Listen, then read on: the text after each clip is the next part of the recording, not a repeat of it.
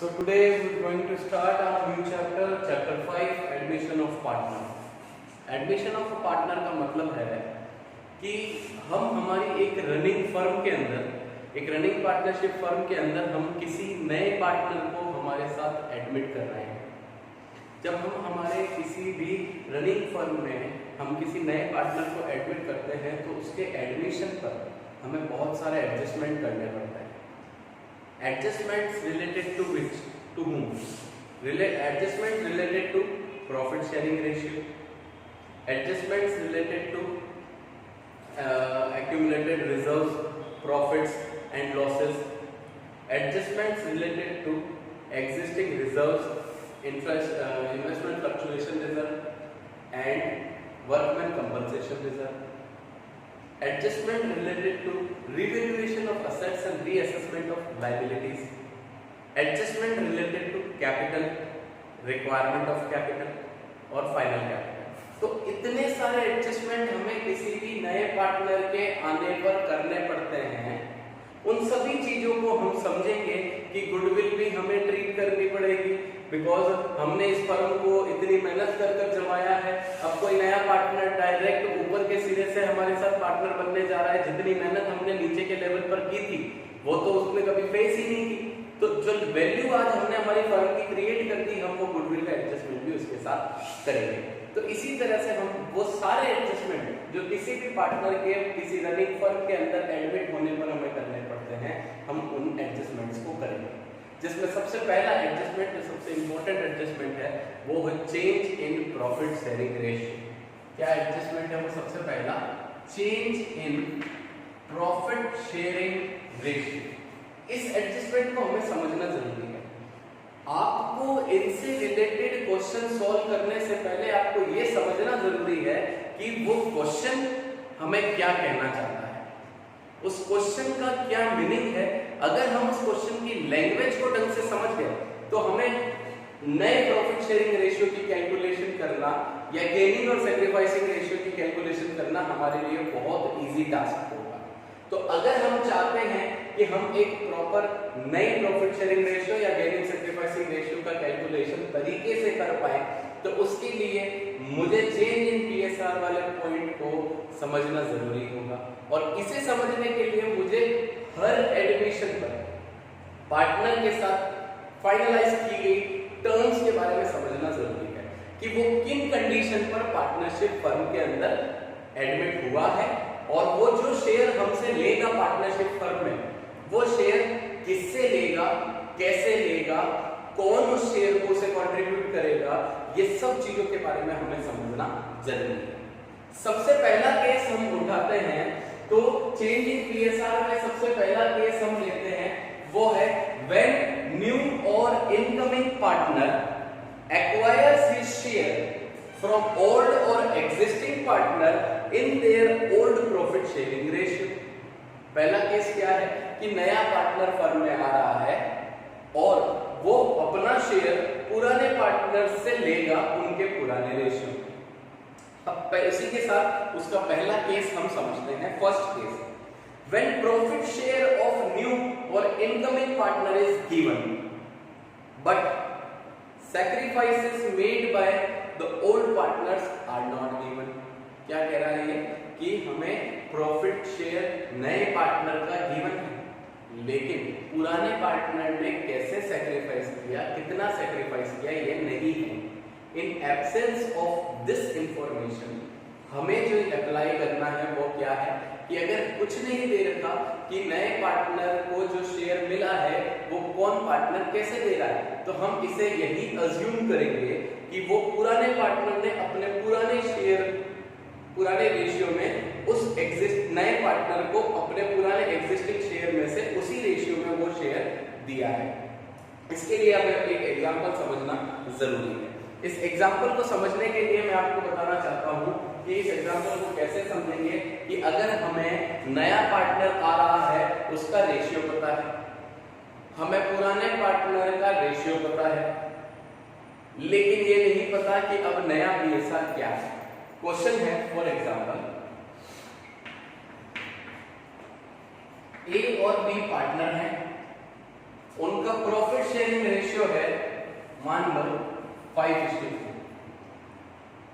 सी एक नया partner admit होता है 1/4 शेयर के लिए। सी नया पार्टनर एडमिट हो रहा है 1/4 शेयर के लिए। ए और बी उस फर्म में ऑलरेडी पार्टनर हैं जिनका शेयर है 5:3 और सी को न्यू पार्टनर एडमिट किया गया 1/4 शेयर के लिए। अब हमें न्यू पीएसआर कैलकुलेट करना है कि नया प्रॉफिट शेयरिंग रेशियो क्या होगा। इस नए प्रॉफिट शेयरिंग रेशियो को कैलकुलेट करने के लिए सबसे इजीएस्ट अप्रोच जो है वो क्या है? As we know that C is getting 1/4 share. अगर हम जानते हैं कि सी को 1/4 हिस्से के लिए 1/4 शेयर के लिए पार्टनर बनाया गया, तो अब ए और बी के हिस्से में कितना शेयर बचा? ऑब्वियसली बचा हुआ पार्ट ए और बी लेंगे, दैट इज 3/4, वो निकालते हैं। Remaining share is 1 minus the share of C. अब सी का हिस्सा अगर मैं माइनस कर देता हूं तो ए और बी के हिस्से में कितना प्रॉफिट बचता है? 3/4 पार्ट ऑफ टोटल प्रॉफिट। 1/4 तो सी ले रहा है, बचा हुआ 3/4 कौन लेंगे? ए और बी। अब जब हमें ये नहीं दे रखा कि ये सी ने 1/4 किससे लिया, तो हम ये अज्यूम करेंगे कि this 1/4 is being given by A and be in their old profit sharing ratio. तो अब हम इसको कैलकुलेट करने के लिए हमें पता है कि रिमेनिंग पार्टनर जो ए और बी के हिस्से में आएगा वो है 3/4 part. This 3/4 share has been shared by A and B. तो A's new share is equals to 3/4 को 5:3 में बांटा जाए, तो 5/8 कौन लेगा?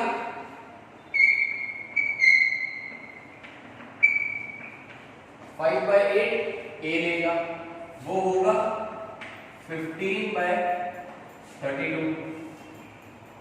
बी का शेयर निकालते हैं नया, 3/4 को 3/8 बी लेगा, तो वो होगा 9/32। सी का शेयर हमें ऑलरेडी पता है वो है 1/4, लेकिन हमें सबका डिनोमिनेटर कॉमन करना है ताकि हम इसे रेशियोज में लिख पाए। ठीक है, ये हमने पढ़ा था पहले, बहुत टाइम पहले, जब रेशियो प्रोपोर्शन आपने मैथ्स में पढ़ा होगा तब उसमें था कि अगर आपका डिनोमिनेटर सबका सेम आता है तो आप उन्हें रेशियोज में मेंशन कर सकते हैं। तो यहाँ 32 है, यहाँ 32 है, लेकिन यहाँ 4 है। इसे 32 बनाने के लिए मैं क्या करता हूँ? 8 से मल्टीप्लाई और डिवाइड कर देता हूँ।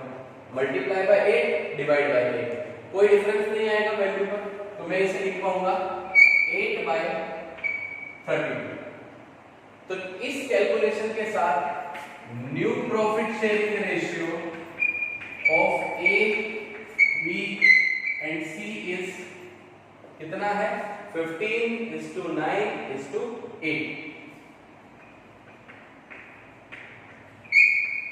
ये है हमारा आंसर।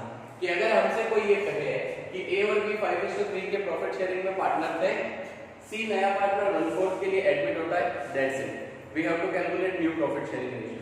तो हम उस कैलकुलेशन को कैसे करेंगे? If C has been admitted for 1/4 share, then the remaining share, that is 3/4 share, has been distributed by A and B in their old profit sharing ratio. That means 3/4 has been distributed by A and B in their 5:3 ratio. So A's new share is 3/4, 5/8. B's new share 3/4, 3/8. तो 15/32 A रखेगा, 9/32 B रखेगा, और C का हमें already पता था वो 1/4 के लिए है, तो 8/32 C का आया। इसी के साथ न्यू पीएसआर बनता है 15:9:8। अब इस चीज के साथ मैं आपको एक चीज क्लियर कर देता हूं कि ऐसे क्वेश्चन के अंदर जब मुझे पुराने पार्टनर का पुराना रेशियो दे रखा है, नया पार्टनर किस पार्ट के लिए कितने शेयर के लिए एडमिट हुआ ये दे रखा है और कुछ नहीं दे रखा, तो ऐसी सिचुएशन में आपको अगर सैक्रिफाइसिंग रेशियो कैलकुलेट करना हो तो सैक्रिफाइसिंग रेशियो कैलकुलेट करना आपके लिए बहुत इजी है। मैं आपको डायरेक्ट आंसर बता देता हूँ, सैक्रिफाइसिंग रेशियो जो ए और बी ने सैक्रिफाइस किया है वो आएगा 5:3. Whatever is their old profit sharing ratio would be their sacrificing ratio. Because C 1/4 के लिए आया, इस 1/4 में किसने उसे क्या दिया ये नहीं पता, तो इसका मतलब ये क्लियर है कि उसे ए और बी दोनों ने हिस्सा दिया है. वो नहीं दे रखा किसमें दिया, तो ये 100% श्योर है कि ए और बी ने अपने पुराने रेशियो में ही उन्हें सैक्रिफाइस किया होगा. कोई दिक्कत नहीं, अभी हम कैलकुलेट कर लेते हैं, 2 मिनट लगेंगे. हमारे पास न्यू रेशियो अवेलेबल है 15:9:8. हमारे पास पुराना रेशियो अवेलेबल है 15:3. अभी हम सैक्रिफाइसिंग रेशियो कैलकुलेट कर लेते हैं. सैक्रिफाइसिंग रेशियो की कैलकुलेशन हम करते हैं तो ए के केस में सैक्रिफाइसिंग रेशियो का फॉर्मूला क्या है, new minus old. Answer negative तो सैक्रिफाइसिंग. हम तीनों ही पार्टनर का कैलकुलेट कर लेते हैं. न्यू माइनस ओल्ड पर हमें क्या सॉल्यूशन मिलता है जिससे हम सैक्रिफाइसिंग और गेनिंग रेशियो का कैलकुलेशन देख पाएंगे. ए का न्यू रेशियो है 15/32 माइनस ओल्ड रेशियो कितना है 5/8. 32 LCM 15 minus 20 minus 5/32 that is sacrifice. B 9/32 minus 3/8 again 32 LCM 9 minus 12 minus 3/32 sacrifice. C obviously C पुराना रेशियो 0 था, न्यू रेशियो 1/4 है या 8/32 है. न्यू माइनस ओल्ड आंसर आएगा 8/32 पॉजिटिव. ये है गेन. तो यहाँ पर ए और बी ने सैक्रिफाइस किया और सी ने गेन किया. जितना ए और बी ने सैक्रिफाइस किया उतना ही सी ने गेन किया. देख लो 5/32 3/32 दोनों को ऐड करोगे 8/32 उतना ही गेन सी को हुआ है. अब मैं जो बात करना और बताना चाह रहा था वो क्या है कि ए और बी का सैक्रिफाइसिंग रेशियो क्या है 5:3. वही मैंने आपको यहाँ पर ऑलरेडी मेंशन कर दिया. तो अगर ए और बी पुराने पार्टनर हैं, सी नया पार्टनर किसी पर्टिकुलर शेयर पर एडमिट होता है और इसके अलावा क्वेश्चन में और कुछ नहीं दे रखा, if question is silent related to each and everything, तो अगर ऐसी सिचुएशन में है तो हमें कैलकुलेशन करनी है अगर न्यू बीएसआर की, तो आप रिमेनिंग शेयर निकालें, रिमेनिंग शेयर को उनके पुराने रेशियो में बांटें या उनके न्यू बीएसआर आपको मिल जाएंगे. ये है हमारा पहला तरीका जिस लैंग्वेज को पढ़कर हमने इसे सॉल्व किया. सेकंड मेथड जो अब हम इसमें समझेंगे वो देखते हैं. ये आपके सामने अवेलेबल है जिसमें मैंने आपको न्यू बीएसआर और सैक्रिफाइसिंग रेशियो दोनों ही कैलकुलेट कर बता दिया. सेकंड मेथड अब हम समझते हैं कि वो क्या है. क्वेश्चन को अगर हमें सैक्रिफाइस न्यू बीएसआर कैलकुलेट करना है एडमिशन में तो हमें क्वेश्चन को पढ़ना और समझना बहुत जरूरी है कि हमें एक ढंग से अगर इस क्वेश्चन को समझेंगे तो हमारे लिए सबसे इजी अप्रोच है न्यू बीएसआर कैलकुलेट करना अगर हमने उसकी लैंग्वेज को ढंग से समझ लिया. अब हम अगला केस समझते हैं. अगला केस है when share of new partner is given and also new BSR of old partners is given. क्या क्वेश्चन है कि अगर हमें नए पार्टनर का कितना शेयर है ये दे रखा है और हमें ये भी दे रखा है कि पुराने पार्टनर आगे जाकर इन फ्यूचर वो अपना प्रॉफिट शेयरिंग रेशियो क्या रखेंगे ये आपको गिवन है. तो अब हमें क्या पता है कि हमें उन्हें ये क्लियर है कि वो फ्यूचर में अपने प्रॉफिट को कैसे शेयर करना चाहते हैं. इसको एक एग्जांपल के साथ समझते हैं. सी नया पार्टनर एडमिट होता है 1/4 शेयर के लिए. सी नया पार्टनर एडमिट होता है 1/4 शेयर के लिए. ए और बी पुराने पार्टनर हैं जिनका पुराना रेशियो क्या है वो हमें नहीं दे रखा, लेकिन वो ये कह रहे हैं कि ए और B after admitting C as a partner in their firm in future they want to share their future profits and losses in 2:1 ratio. क्या रेशियो में बांटना चाहते हैं वो 2:1 के रेशियो. सी एक नया पार्टनर एडमिट होता है 1/4 शेयर के लिए. ए और बी पुराने पार्टनर हैं लेकिन वो अब चाहते हैं कि सी के एडमिशन के बाद हम फ्यूचर में हमारा प्रॉफिट ए और बी हम दोनों हमारा प्रॉफिट 2:1 में रखना चाहते हैं। बहुत इजी है। अगर सी का मुझे पता है कि वो 1/4 शेयर के लिए है, तो ए और बी के हिस्से में शेयर कितना गया वो हम निकाल लेते हैं। Remaining share for A and B is 1 - 1/4। कितना बचा? 3/4। ए और बी का जब सी 1/4 के लिए है तो बचा हुआ 3/4 किसके मिलेगा? ए और बी को। ए और बी चाहते हैं कि हम फ्यूचर में इस शेयर को हम 2:1 में बांटना चाहते हैं। बहुत इजी। न्यू बीएसआर कैलकुलेट करना है। ए का रिमेनिंग शेयर है 3/4। आगे जाकर वो इस 3/4 को 2:1 में शेयर करना चाहते हैं। ए और बी आगे जाकर 2:1 में इस प्रॉफिट को शेयर करना चाहते हैं। तो ये आता है 2/3। ठीक, तो वो आता है अपना 2/4। बी 3/4 को 2:1 दैट इज 1/3 में बांटेंगे, वो आता है 1/4। सी का हमें ऑलरेडी पता है 1/4, डिनोमिनेटर दोनों में 4 है, इसमें भी 4 है। तो न्यू बीएसआर क्या हो गया?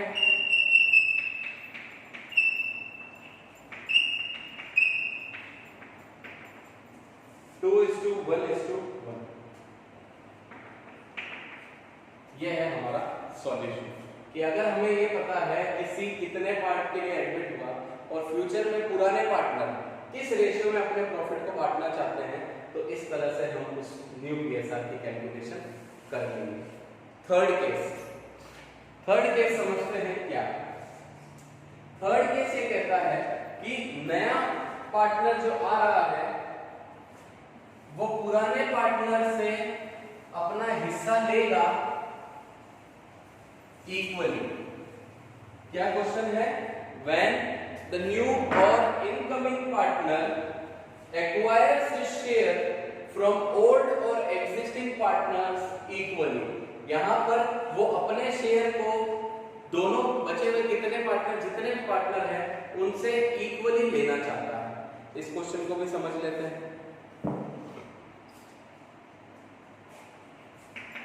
ए और बी पार्टनर है, 5:4 का रेशियो है उनका ऑलरेडी ओल्ड रेशियो। सी को नया पार्टनर एडमिट किया जाता है 1/10 शेयर के लिए। क्या क्वेश्चन है? 5:4 का ए और बी का रेशियो ऑलरेडी है, सी को हम 1/10 शेयर के लिए एडमिट कर रहे हैं। आप इस केस को ढंग से समझ लेना कि ए और बी पुराने पार्टनर हैं जिनका रेशियो है 5:4। सी एक नया पार्टनर एडमिट होता है 1/10 शेयर के लिए और ये 1/10 शेयर वो ए और बी दोनों से लेगा इक्वली। कैसे ले रहा है ये? इक्वली, दैट इज 1:1 के रेशियो में ये 1/10 शेयर ए और बी देंगे। तो यहां पर आपको सैक्रिफाइसिंग रेशियो सामने दिख रहा है कि ए और बी का सैक्रिफाइसिंग रेशियो क्या है? 1:1। अब हम निकालते हैं ए कितना सैक्रिफाइस करेगा। 1/10 का आधा हिस्सा ए देगा, 1/10 का आधा हिस्सा बी देगा। तो कितना ए ने दिया? 1/20। कितना बी ने दिया? 1/20। अब हमें न्यू पीएसआर कैलकुलेट करना है। कैलकुलेशन ऑफ न्यू पीएसआर ए, जिसका पुराना रेशियो कितना है? 5/9।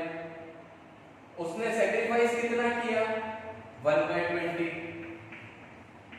5/9 में से 1/20 उसने किसको दिया? सी को। ऐसे ही बी ने अपने 4/9 में से 1/20 किसको दिया? सी को। तो सी को 1/20 मिला ए से, 1/20 मिला बी से। डायरेक्ट भी लिख सकते हैं 1/10, हमें पता है क्योंकि ये क्वेश्चन में दे रखा है, लेकिन मैं आपको समझाने के लिए सिर्फ इतना सा बता रहा हूँ कि ये 1/20 ए ने दिया उसे, इसलिए हमने इसे सी में प्लस कर दिया। ये 1/20 बी ने दिया उसे, इसलिए हमने इसमें सी में प्लस कर दिया। 5/9 ऑलरेडी ए का शेयर था, 1/20 उसने सी को सेक्रीफाइस कर दिया तो उसका शेयर अभी 1/20 से रिड्यूस हो गया। ऐसे ही बी का शेयर था 4/9, उसने 1/20 सी को सेक्रीफाइस कर दिया तो उसका शेयर रिड्यूस हो गया। अब आप न्यू के साथ कैलकुलेट कर सकते हैं। हम एलसीएम लेते हैं, 9 2 18, 180, 20 into 5 100 माइनस 9 कितना आएगा 91/180। 180 एलसीएम 20 into 4 80 minus 9 71/180 और इसका एलसीएम 20 1 + 1 2/20, लेकिन हमें यहाँ 180 चाहिए, दोनों में 180 है डिनोमिनेटर, 180 लाने के लिए 9 से मल्टीप्लाई डिवाइड कर देते हैं तो वो आएगा 9 2 18 अपॉन 9 2 18 180। क्लियर? तो न्यू पीएसआर क्या हो गया 91:71:18। ये है हमारा आंसर। अगर ऐसी कंडीशन हमें मिलती है कि ए और बी 5/4 के लिए पार्टनर है, सी 1/10 शेयर के लिए एडमिट होता है, जिसे ए और बी इक्वली कंट्रीब्यूट करेंगे सी को, तो इक्वली कंट्रीब्यूट करने के लिए 1/10 का 1/2 पार्ट ए ने दिया, 1/10 का रिमेनिंग 1/2 पार्ट बी ने दिया, तो उनका सेक्रीफाइसिंग पार्ट आता है 120, बी का सेक्रीफाइसिंग पार्ट आता है 1/20। तो इनका सेक्रीफाइसिंग रेशियो तो इक्वल है 1/20 1/20 मतलब 1:1। और जो उन्होंने सेक्रीफाइस किया वो उनके एग्जिस्टिंग में से जो उन्होंने सेक्रीफाइस किया वो हमने माइनस कर दिया कि ये किसी और को दे चुके हैं, तो बचा हुआ जो पार्ट है वो ए का बचा। ऐसे ही 4/9 में से 1/20 उसने सी को दे दिया, वो हमने हटा दिया, तो बचा हुआ पार्ट अब क्या है बी का बचा। ऐसे ही सी का 1/10 के हिसाब से हमने कैलकुलेशन किया तो न्यू पीएसआर 91:71:18 हमें मिलता है। ये था हमारा केस नंबर